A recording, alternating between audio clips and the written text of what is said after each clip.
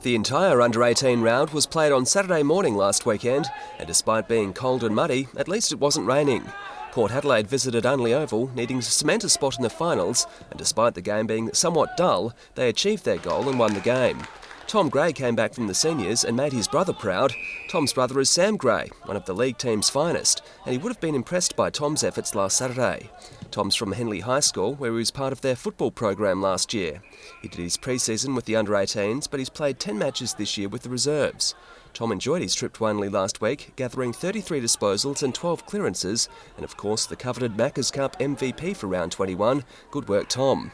Ben Bioli took some good contested marks for Port. From the Gazer Football Club, Ben played in the Under-16 Championships earlier in the year, kicking a bag of goals for South Australia. He's only been back in the Magpies side for a couple of weeks after injury, but he doesn't seem to need time to get back up to speed. His 6 goals took his tally to 68 goals this year across the Under-18s and the Under-16s. Very handy indeed. Also handy was Major Leanett from the Marble Range Football Club, last week's MVP. Mage is in top form at the moment, having struggled for the first 5 weeks of the season. He played across half forward and showed good leadership with 16 disposals to his name. Sturt, under coach Michael Borden, really needed to win this game to get into the 5, or at least hope the Bays lost some percentage. More on that later. Best on ground for the Blues was ruckman Jacob Leake from the extremely proud Hahndorf Football Club. Jacob's played pretty well for the entire season in Sturt's under-18s, with a couple of games in the reserves back in June. His tally of 21 disposals may just have been enough to keep Sturt alive come finals time. Also playing well for the losing side was Sam Jonas from the Payneham Norwood Union Football Club. Sam's 10 disposals gave him his very first expedition amongst Sturt's best on ground. Nice work, Sam. But despite all the hard work that got them within 3 points at the last break, the Double Blues couldn't see off the fast-finishing Magpies. Port at the siren by 18 points.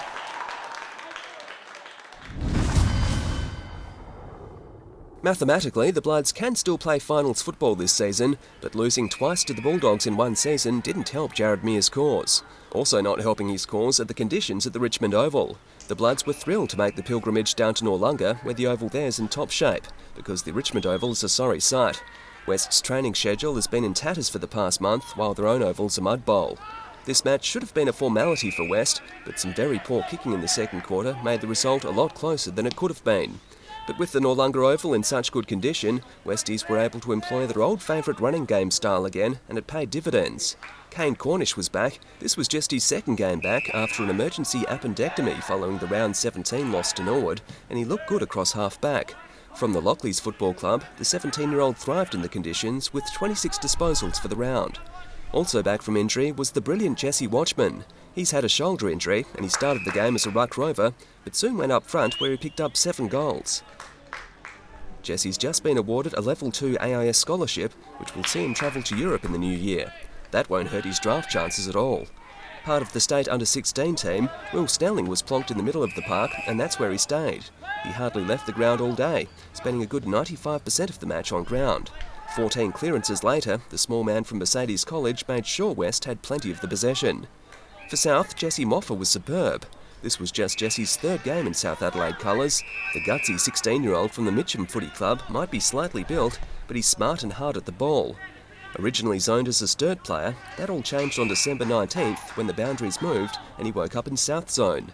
Coach Tony Bamford watched him play for Mitcham and then persuaded him to come to South. He'll return to Mitcham for the finals, but Jesse's footballing career is as bright as it gets. Showing his strength as an inside midfielder, in his second game back after a stint with the reserves was Jake Anderson. From the Noarlunga Football Club, as a local, Jake has no excuses for missing training, and he never does. 36 disposals for Jake.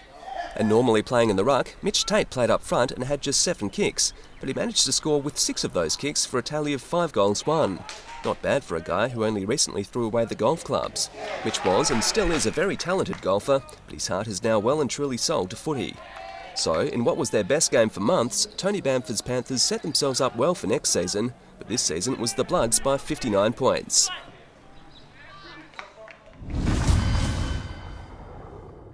Last week, Tim Wetherall's Roosters finished the game against the Eagles with no one on the bench. They lost that game and were determined to bounce back in round 21. But it's fair to say that no one thought they'd bounce back quite so high. In a somewhat one-sided encounter, the Roosters pulverised the Tigers and really damaged their percentage. It was only a month ago that the Tigers beat the Panthers by 171 points. how things have changed. North Adelaide fielded a young team in this match with 6 under-16 players on the field.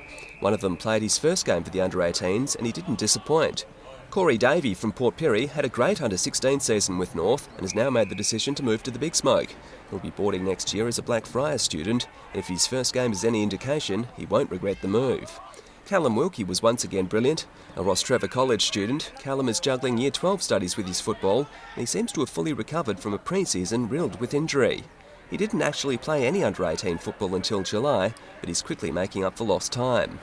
Liam Jacker always seems to get noticed, and this week was no exception. The left footer had 38 disposals to his name. Nice work, Liam. Jared Coffey is making his dad Grant proud. As one of North's overage players, Jared kept the scorers busy on Saturday with 12 scoring shots for the game.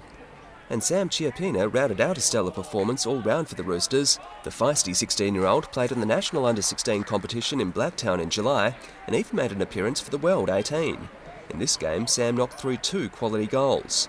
The Tigers, hurting from call-ups to the reserves in the league team, managed just 2 scoring shots for the day, with their only goal coming from Jack Mackay after half-time. It's a day they'd rather forget. North Adelaide winners by 139 points.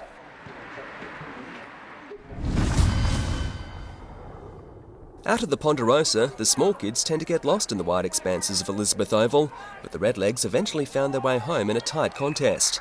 In previous encounters, the Redlegs had mercilessly clubbed the Dogs to death, but as we approached the end of the season, the Dogs put up quite a fight. They've come a long way under coach Matt Krieg, and 2014 will be an interesting year for this team. The Dogs were well served by Geordie Fennell, one of only 2 players to play every round this season. From the Norwood Football Club, Geordie's in his first year for Central District and he played well at centre, considering he's used to playing across half forward. His tackling was excellent. No one gets past this kid. Used to commuting is Brendan Dew. The lightly built wingman makes the trip from the Barossa every time he plays for the Tea Tree Gully Football Club, but those times have been few and far between lately as he's been getting games with the Dogs. With state credentials against his name, Brendan is assured of a future in the SANFL and beyond.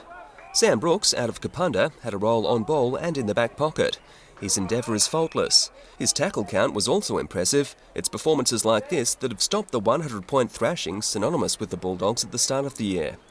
9 of this team train with the seniors every week, and it shows. Captain Darcy Heyman has learned a lot from Roy Laird. He used his height to good advantage in the ruck and would be bitterly disappointed to have lost this game. But Norwood won the second and fourth quarters to stay third on the ladder. Harry Cross was best on ground with the Redlegs. He's only a young guy, having been part of Norwood's under-16 campaign this year. From the Modbury Football Club, Harry spent most of the season working on his kicking.